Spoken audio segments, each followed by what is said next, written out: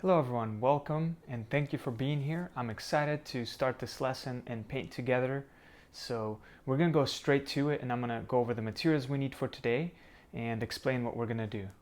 First things first, we're using a 16 by 20 inch canvas here. It's a gallery style and it's already gessoed. It already has a couple layers of gesso. It's dry and ready to go and be painted on.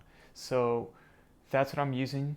You could use any size canvases you have available, totally up to you. For paint, we're going to use acrylics, and I'm going to use my 24 set right here. I'll show you which colors from this set we're going to use. We need medium yellow, orange, crimson red,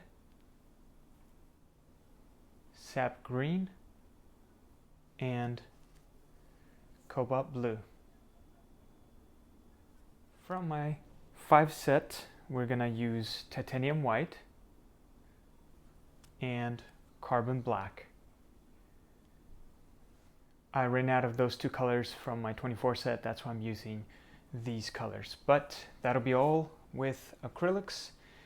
Now let's move on to brushes. We're going to need a couple of the M1 blending brushes. Okay, I like to use one to dab in the water, pick up the paint, and quickly lay out my colors first.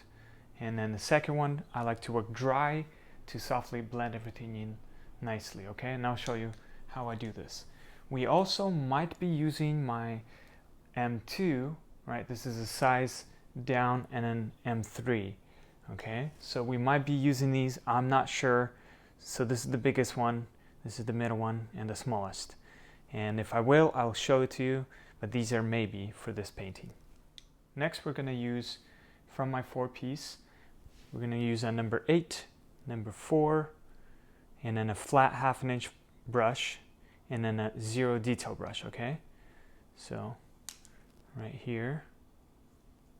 Okay, these are the same thing, except this is a little smaller, as you can see, okay?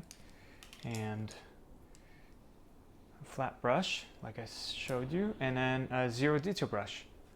Okay, you could use any kind of brushes you have available, but these are tested and I've experimented with them, so I was able to create my own brushes and paints, the paints and brushes I like to use best.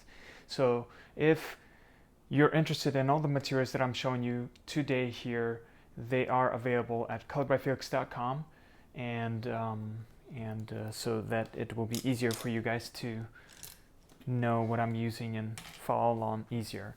But like I always say, any materials, anything you have available, go ahead and use that, and let's just have fun and enjoy the process of creating together. Of course, we need some palette, okay, and I'm using palette paper here. It's one of the best inventions. I love that once you're done, you can just, you know, rip it out and throw it away instead of putting that paint in the sink, you know. So I'm going to be using that today. We need a jar of water. Okay, I don't use any mediums to my acrylics. I just like to use water because it works the best, I believe.